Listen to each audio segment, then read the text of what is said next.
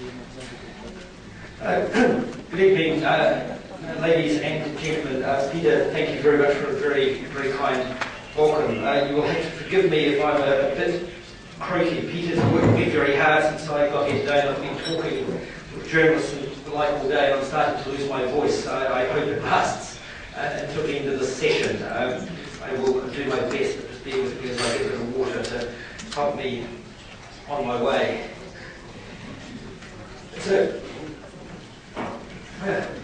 It's a great privilege to visit your beautiful city yet again. I've been here twice before, so when Peter asked me to come and speak about healthcare reform, I was delighted to take the opportunity. It's wonderful to be in this room. You all look very cheery at the moment, which is encouraging, although that might indicate that you don't quite understand how bad the European economy currently is. There are two key causes to Europe's current crisis. The first is the creation of a common currency that subordinated economic common sense for a political project. The second is the fact that governments all over Europe, from the Atlantic to the Black Sea, realised that there was only so much tax they could take from people. There was only so much tax people were willing to pay. And rather than be honest about what could be afforded, European governments of all persuasions went out and borrowed heavily, funding a welfare state we can't afford. When European politicians recently went to China seeking help from the Chinese to bail out Greece, one response was to point out that European nations paid people more not to work than the Chinese paid people to work. Our bloated welfare states are a key reason why Europe is in this current malaise. And a major part of our welfare state are the healthcare systems suffering from over-regulation, lack of innovation, producer capture, an ageing population, and constant cost increases. Meeting here today in a city once under the Soviet yoke provides us with the starkest contrast between freedom and government coercion. We have seen since the fall of the Berlin Wall freedom being delivered to millions of people in ways that could never have been imagined. Yet despite the lessons of Marxism's failures, most nations continue to treat healthcare the way that the Soviets treated bread. It's effectively free to the consumer. In East Germany, people queue for bread. In 21st century, people queue for healthcare. In the Soviet Union, the government decided if you could own a car, and if so, what type. In 21st century France, the government decides if you qualify for healthcare, and if so, what type. In communist Czechoslovakia, free speech was a dream. In 21st century Europe, pharmaceutical companies are banned from advertising their products to the people. And I know that there's been concern about pharmaceutical companies influencing doctors. A lot would be solved if they could speak directly to the people. So anyway, why does healthcare remain a bastion of socialism? After all, many parties of the left no longer believe that the government should run coal mines, telecoms, airlines. Yet in nations such as Britain, New Zealand, Canada, the state owns and operates healthcare systems and therefore rations its use. In continental Europe, healthcare systems may not be owned and run by the state in the same way that it happens in the Anglosphere, but it still highly regulates and dictates the level of service people must purchase. Better in Britain, no doubt, but still a highly controlled system. The arguments of those who support a large government role in healthcare, and this is a majority in most nations, do so because of a misunderstanding of healthcare, markets, and charity. Combined with this a flawed view of the rights of man, namely that in a free society we should be able to enjoy the benefits of our own efforts and success, but also we should bear the consequences of our actions or inactions. The most used argument, even for normally committed free marketeers, is that they do not wish to live in a society that allows the sick and vulnerable to suffer or die because they lack the ability to pay for needed health care. Opponents of greater freedom in healthcare misunderstand the nature of healthcare as they believe it is just bad luck that some people suffer expensive illness. On the contrary, it is only the lucky few who don't require expensive medical treatment at some point during their lives. Most of us, I'm afraid to say, will require expensive medical treatment generally in the last year or two of our lives. However, a few of us will suffer this expensive care early or in midlife, and this is something I wish to address. Opponents of market-oriented healthcare misunderstand markets. As in healthcare, they look at the United States and they believe that they're looking at a market-based healthcare system. They see markets working everywhere else, but remain convinced that markets uniquely won't work in healthcare or a number of other areas where the government is dominant. They misunderstand charity as they look around today and can't imagine how a charity could assist the very few, are very unlucky and are unable to take care of themselves. They do this because we live in a world where the government takes more than 50% of a nation's wealth, reducing a benefactor's ability to give. Worse, the government and a state-like culture creates a climate in which people don't contribute to charity because they see it as the state's role to look after the needy. Finally, it comes to your personal philosophy and how we see the world. I am a sovereign individual with but one life to live and enjoy as I please. I believe in working peacefully with my fellow man and oppose violence. I believe that I should be free to spend the few fruits of my labour as I see fit, be that for my personal health care, travel, entertainment, fast cars. I should even be free to spend the fruits of my labour donating to those who may be in need of health care that they cannot afford. A state-involved healthcare system requires taking large amounts of money from free individuals, either through direct taxation or by mandating what healthcare people must insure against. Not only is this, as I will show later, highly inefficient, but it is also immoral. Before we get to my proposed system of healthcare, let's talk about how we measure success. For if we are to assess the effectiveness of various healthcare systems, we should also have an objective means of measuring success and what a good system looks like. Most commentators, when discussing healthcare, will slip into the lazy metric of life expectancy. This is a great measure of a nation's prosperity and lifestyle, but not of healthcare systems. For example, life expectancy in the United States is a year lower than the United Kingdom. However, if you adjust for motor vehicle accidents and gunshot deaths, life expectancy is actually a year longer. This isn't a reflection of the American healthcare system, it's a reflection of other aspects of American life. Others like to get bogged down in doctors and nurses per capita. Singapore, for example, scores extremely well on most medical outcomes, and yet it has a low number of doctors and nurses per capita. They just use those doctors and nurses that they have far more efficiently. The primary role of a healthcare system is to cure you when you are unwell, which includes early diagnosis. The best measurement of success of a health system is therefore life expectancy following diagnosis of an illness. On this measure, the United States tends to be the best system, summed up best by a British neurosurgeon I spoke with once. And I asked him, what would you do if you had cancer? His response was, fly to New York. For many of us campaigning for more freedom and private sector involvement in healthcare, we've often struggled in our message as we tended to focus on the need for greater private insurance. And of course, the most prominent example of private insurance-based system is the United States, which is actually a highly flawed model, both in public perception and in reality. However, perception and reality differ greatly. The public perception of the US health system is one of great injustice to the poor, where your credit card is checked before you gain life-saving treatment.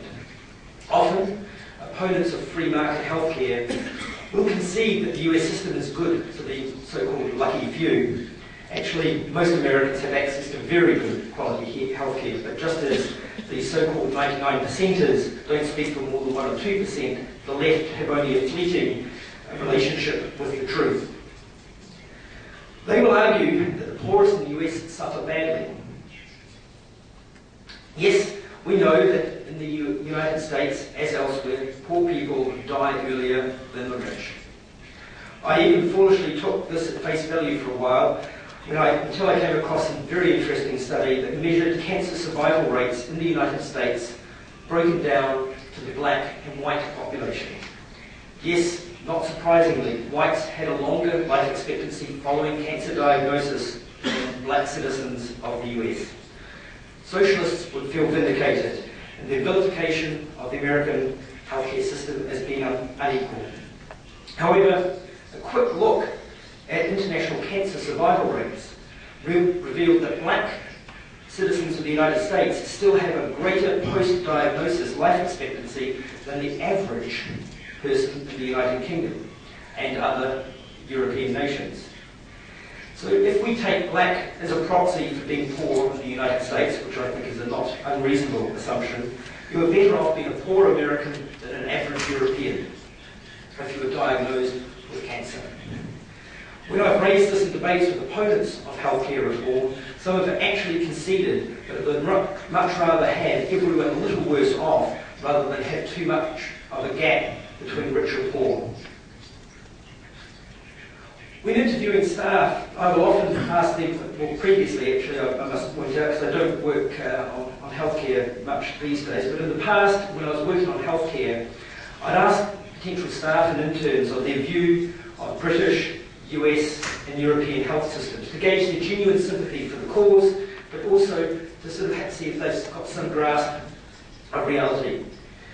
I also asked one candidate of her views of the American system. She responded, "I don't know much about it, but I do watch ER." The sad reality is most people know little about the American system besides what they know from television dramas. And television dramas do very well about tensions between nasty hospital administrators who want to kick out poor people and lovely doctors who don't want to kick out the ill. The reality of the US system is quite different. Firstly, the US government spends more on healthcare than most European governments. Uncle Sam spends $2,724,000 per capita on healthcare. This is only $2,438 for the German government. The highest spending European government except Luxembourg. Secondly, due to this expenditure through Medicare and Medicaid, the poor and the elderly are well looked after by the US government. Certainly they get equivalent standards of treatment than what you would receive in the British national health system. And of course, there's an absurdity in the United States that the wealthy old are better looked after than the young middle class. It's politically correct to be ageist when you're dealing with such issues. One of the common, excuse me, one of the common misconceptions of the American healthcare system is that if you're poor, you just get thrown out on the street. If you turn up at A&E or casualty, you're asked to see a credit card first. An American friend of mine did a small documentary series about this a while ago, and if you just Google free market cure, you should find his videos. And he did a series of interviews with young Americans who were uninsured. There was a big campaign at the time, I think it was around the 2008 election. It was claimed that something like 40% of Americans were uninsured. And so he put out an advertisement and said, look, if you're uninsured, come and do an interview with me. I'll pay you, some money and you sit there for half an hour and let's do an interview. One woman came along and told her story that she was uninsured. And the reason why she was uninsured is she chose not to spend the money. He worked out that she spent more, and far more, 10 times more on entertainment each week than she would on paying for basic health insurance instead. But she just chose, as a sort of young person in her 20s that she could take the risk. The terms, the young invincibles. At 20, you never think you will get sick. Well, she had an accident. She was knocked off her bicycle and went to hospital. And he said, well, how did it go? Were you asked for your credit card? No. No credit card was asked for. How much did it cost in the end? And she conceded she didn't know because she left without paying, which is a common problem in the American system, that there are large numbers of people who are uninsured who go to American hospitals and still get free care. That's not a problem of poor health care. The high level of health care in the US is there, and it's certainly a system I would much rather be in if I found myself in poor health. Thirdly, on many health indicators, the US beats most European countries. For breast cancer, 5-year survivability is 88.9%. In Germany, it's 78%. In Britain, 80%. And France, 79.7%. For colorectal cancer, it is a similar story. US, 64.4%. Germany, 55%. Britain, 57%. France, 55.8%. If I was sick, I know where I would be going. We've all heard about Americans going to Canada for cheap drugs. More on this later. But how often do you hear about Canadians who, giving up on Canadian waiting lists, actually head south into the US for treatment? Faced with these arguments, opponents of reform will fall back on, well, the US spends 16% of GDP on healthcare. Actually, it's a fair point, but one that overlooks the fact that the US develops the majority of new pharmaceuticals in the world and pays the highest price for them, effectively subsidising the rest of the world, hence the cheaper drugs in Canada. However, critics of the US system do have a valid point. 16% of anyone's GDP is a lot of money. But when it is 16% of the US GDP, it is unimaginably huge. $2.1 trillion. Again, if the US spent just a little more than other rich countries, it wouldn't be an issue. But when the figure is 50% more than most, there is some explaining to do. Perhaps this expenditure is merely a reflection of the desire of free people.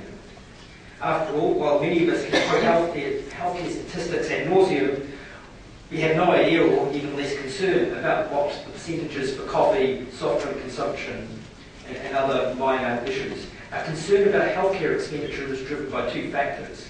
The large share of GDP that is now consumed by healthcare, its continued rise, and the fact that much of this is funded by the government, affecting taxation and other government expenditure. If healthcare expenditure is purely the expression of a free people, it is unlikely that demand for changes in the US would be so prominent, including playing such a major role in the 2008 presidential election. I would argue that while the US has a better system than the rest of the world, it is still a highly flawed system. Barack Obama would probably agree with me that the US system is deeply flawed. I don't think he'd agree with my solution. To quote the great Ronald Reagan, in this present crisis, the government is not the solution to our problem. Government is the problem. From time to time, we've been tempted to believe that society has become too complex to be managed by self-rule, that government by an elite group is superior to government for, by, and of the people. Applied to the US healthcare crisis, this echo of the economic crisis to which the great man referred to 30 years ago, it remains valid. The problem with the US system is not too little government, but too much. For starters, let me tell you a little bit about where the US system comes from. During the Second World War, the United States, like most other combatants, faced wage inflation as expenditure on material increased and men were drafted into the military. The solution of President Roosevelt was true to form. It involved government regulation. He imposed a wage freeze, and as we often know, government regulation has a way of backfiring. Faced with labour shortages as a result of the wage freeze, and not having normal market mechanisms of increased wages to attract workers, US corporations started offering free health insurance as part of their employment package. This practice remained after the war and continues today. One may ask why health insurance is tied to employment, either in the US or Europe. After all, would you expect to insure your car or house through your employer? Combine this distortion with government regulation that sees each state prescribe how much insurance people must pay. People living in one state cannot purchase insurance from another, stifling competition. Of course, like the rest of the world, the US sees high levels of producer capture. Producer capture describes when a system is run for the benefit of employees, not the customers, or in this case, patients. This is also a common problem in education. And it sees the likes of doctor unions find many and varied ways to prevent innovation and specifically competition. High levels of insurance requirements driven by poor tort law and poor understanding of risk by the public and therefore politicians drive US costs even higher. Even in the UK, low numbers of medical students are opting for obstetrics due to legal liability issues. Today, with advanced medicine and treatments, childbirth remains risky with neonatal mortality at a rate of 0.3% of births in the UK. This is a fairly small number, easy to dismiss unless you are the parent of the unlucky 1 in 300 who then have a tendency to sue. This leaves us with a difficult situation. The best example of free market medicine is deeply flawed in reality as well as public perception. And clearly, the socialised models of healthcare are crumbling. Where do we look? It is my belief that it is almost impossible to move modern democratic nations to a pure free market-based healthcare model. It would be too much of a jump from our heavily state-driven systems to a more liberal one. The vast majority of the public want to know that the poorest in society will still receive a high standard of healthcare, and they're not ready to believe that charity can provide this. Certainly this is a mistake, as prior to the development of the welfare state, much healthcare for the poor was provided by charity. Before the welfare state, most nations had a thriving voluntary sector combined with friendly societies and doctors spending part of their time treating the poor for little or no payment. This was progressively destroyed in the early part of the 20th century, specifically here in Britain, by the creation and then expansion of the welfare state. The voluntary and charity sector achieved a lot in the United Kingdom. For example, penicillin was discovered by British researchers funded by charity. And the National Health Service has opened none of the great teaching hospitals in London. And these are the ones that are hard to justify in a pure market model if it was going to be run for profit. And that's the argument often put about. But these were set up before socialised medicine came about. Given the failure of the socialist models and the political inability to move to a purely voluntary model, the solution I favour is health savings accounts. This is a system that currently operates in Singapore and some US states. While none of these are perfect, they introduce important features into healthcare which are currently absent from virtually all other modern healthcare systems. Price sensitivity, low administration costs, and increased innovation. I'm sure most of you are aware of the story of 10 men who dine at a restaurant each week and then split the bill of €100, let's call it for this example. And it's split according to their ability to pay. As a result, the first 4 men pay nothing. The 5th would pay €1. The 6th would pay €3. The 7th will pay €7. The 8th, 12. The 9th would pay €18, and the 10th man will pay €59. One week, the restaurateur rewards his regular customers with a 10% discount.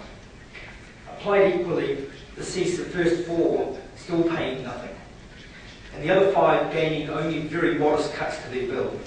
while the 10th man sees his bill drop by €6, more than what the other 6 pay in total. Unfair, cry the lowest paid.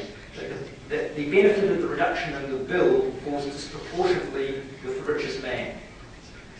The next week, the richest man doesn't turn up, leaving the remaining 9 worse off.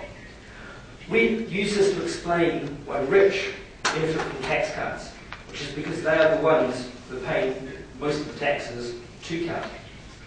But it also helps explain some form of the effects of healthcare expenditure. If you're directly paying nothing or very little towards your meal, you will order the finest dinner money can buy, complete with vintage champagne and beluga caviar. If you're the rich guy, you will do the same because you can afford it. But for the rest of us, it just means higher costs. Even at a modest level, a recent study showed that when groups of friends dine out together and agree beforehand to split the bill equally, a common occurrence, the bill tends to be 20% higher than if they all agreed to pay their own share.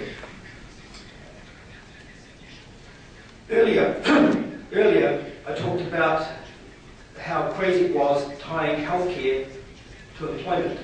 After all, what makes healthcare so special? And the province of employers, vehicle insurance, and the province of employers, and vehicle insurance, the province of private individuals. Let me take the analogy further.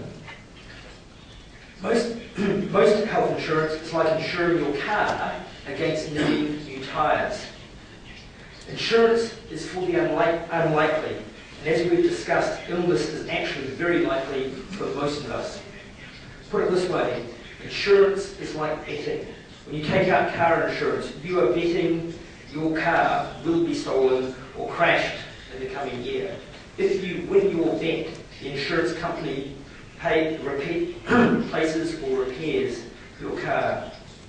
If you lose, you pay your premium. Extend insurance to the healthcare and we see the absurdity. You are betting that you will fall ill at some point in your life. The insurance company is betting that you won't. As both you and the insurance company know that it is actually highly likely that you will incur significant health costs at some point, the premium will as a result be quite high. With your car, I'm sure I'll make it through. With your car, you will save or budget for replacement tyres or even the entire car when either wears out. Savings, in my view, savings is the best model for most healthcare.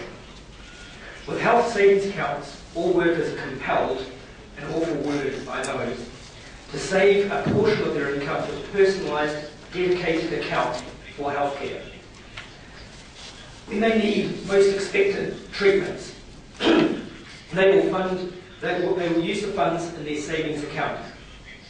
Once people raise their savings account to a level that is determined that it will fund most of their likely future health expenditure, they cease having to pay into that account unless they draw down on the funds. There is still, however, a limited role for insurance in the scheme, and that we still need to insure against the unlikely but highly expensive illnesses or accidents. About 1 in 10 of us will suffer at some point a very expensive illness or long-term condition preventing work, and therefore requiring high expenditure over a long time. This is the unlikely event that we insure against. As this is an unlikely event, remember only 1 in 10 of us is likely to incur this. Premiums are kept low and manageable.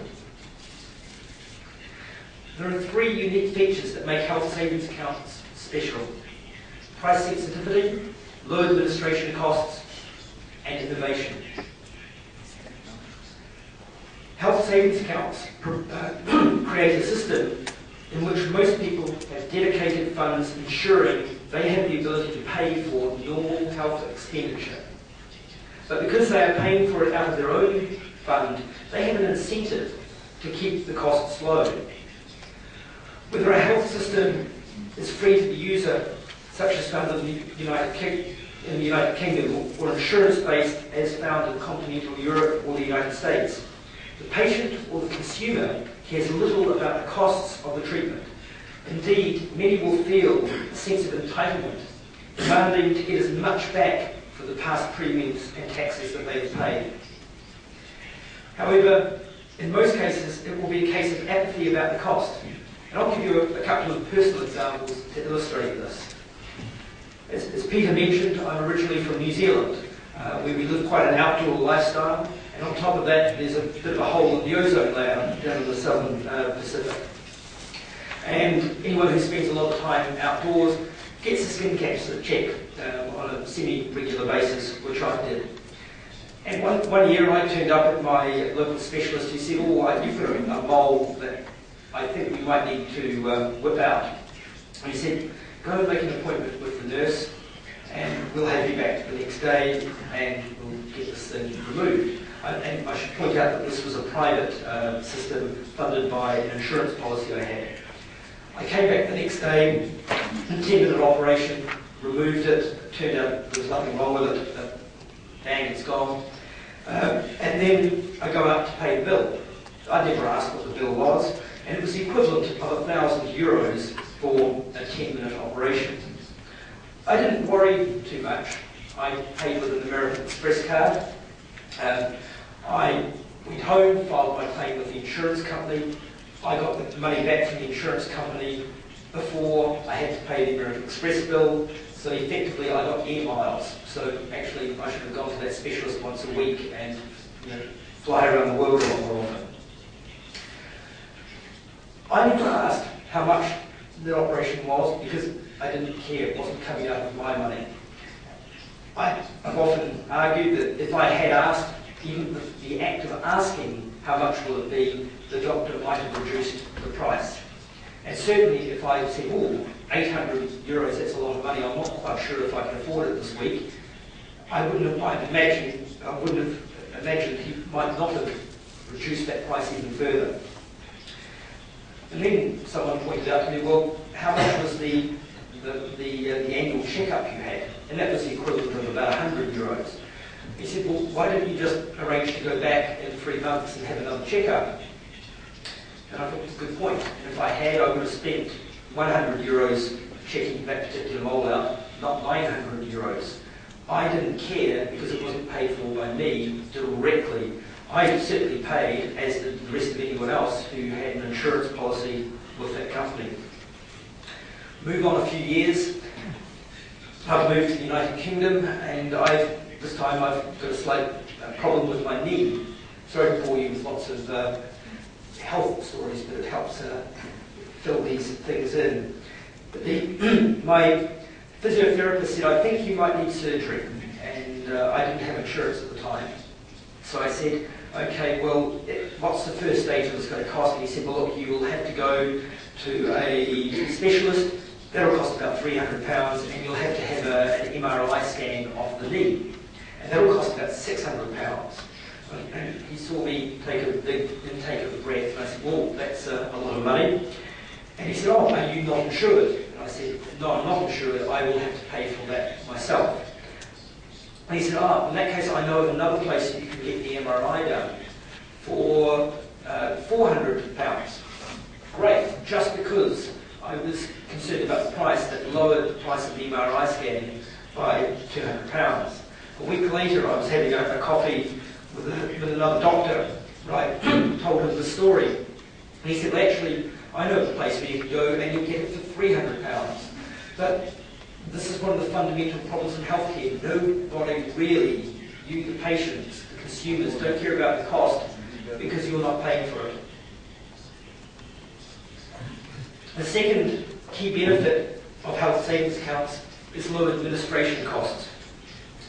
When an individual is gaining benefits based not on his or her own payment, an external administrator is needed, either through an insurance company or government. Insurance company employ investigators and all sorts of administrators to ensure that they are not paying for unnecessary treatment. The government also employs a vast bureaucracy to determine what treatments people are entitled to receive from the state.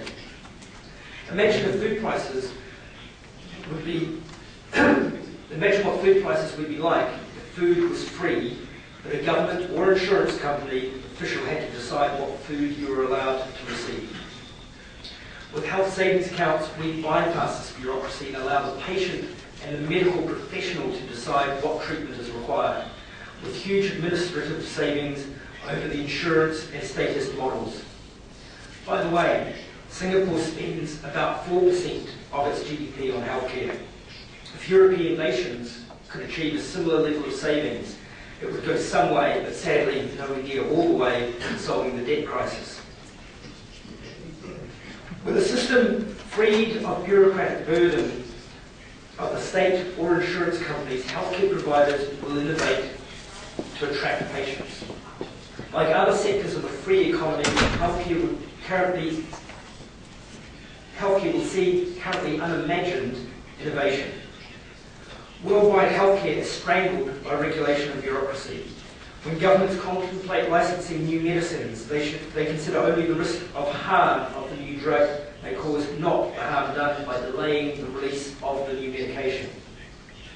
With a highly deregulated system, along with greater transparency, patients and medical professionals will assess the risks and benefits of treatment to a patient. Most people will actually be able to fund their own healthcare needs, but some will still require government support to get their savings accounts to an acceptable level and pay for catastrophic insurance. However, properly designed, this should only amount to a small percentage of the population, and I believe it would be around 10% of the population. And one of the problems we have in the existing welfare states throughout Europe is that we try to pretend that the government is there to look after 100% of the population, a nanny state, not a safety net to look after just those who are in genuine need. At the beginning of the speech, I referred to a ban on advertising of prescription pharmaceuticals. This is not driven by a philosophy of the left that the populace should not be informed about certain things. But they do know that if told about some of the wondrous new drugs and treatments that are available, people will go to the doctor seeking treatment and therefore overburdening state-run healthcare systems.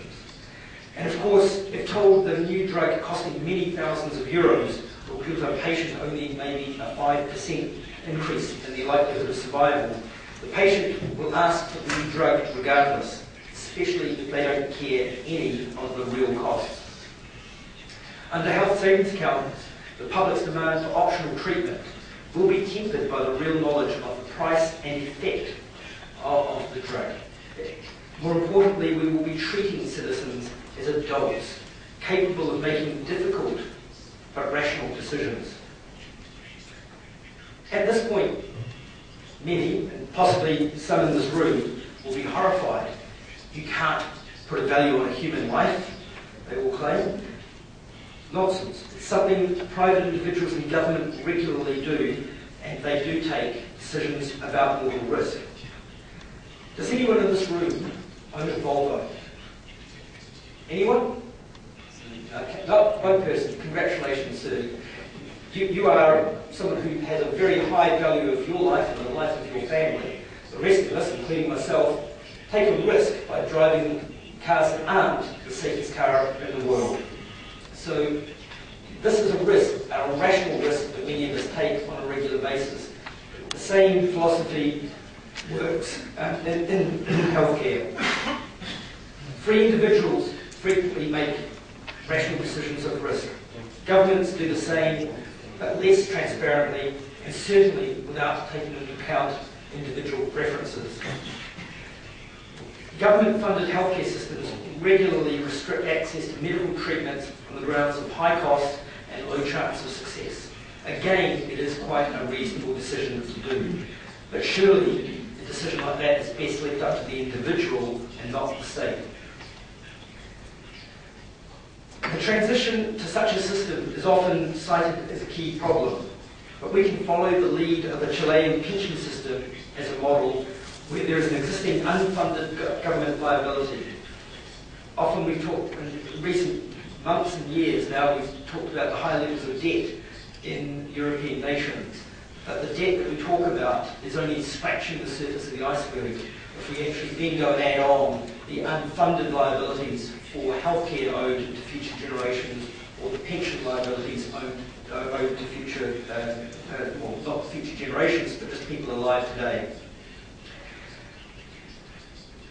With the Chilean system, the pension liability, when they shifted to a private pension system, was transferred to a government bond, which was deposited in the individual savings account. And that was, at retirement, transferred into cash to help fund their retirement.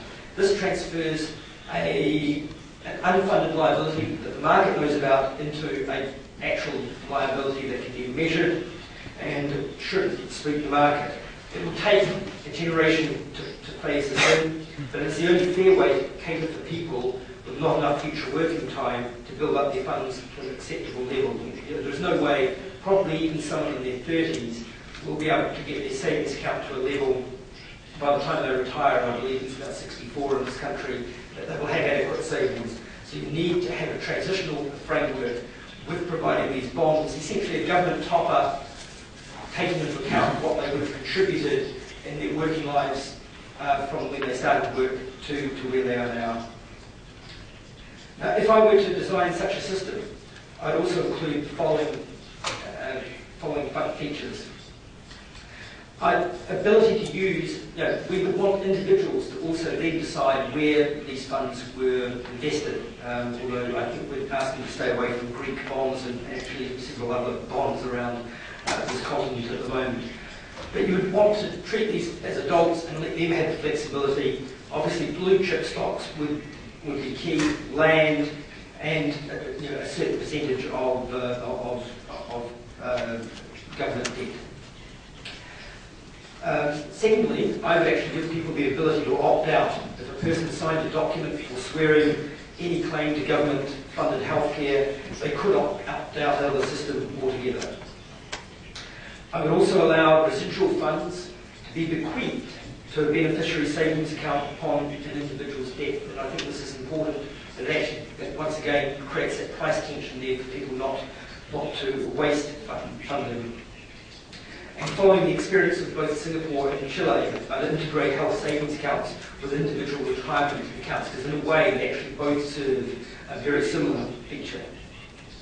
I acknowledge that this isn't a perfect system, but it is a vast improvement from where most developed nations are with their healthcare systems. More importantly, I believe that this is a system that we can sell to the wider public and therefore politicians. Such a system can deliver better healthcare systems. We've seen this in Singapore at far less cost than the current highly regulated or socialised systems. Ladies and gentlemen, the current socialised healthcare systems are failing the world over.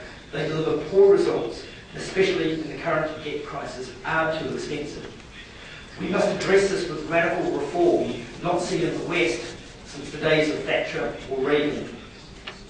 In the 1980s and 1990s, some of the best free market reforms were led by a small nation, New Zealand. I hope in the next decade another small nation will lead the world in the needed reform.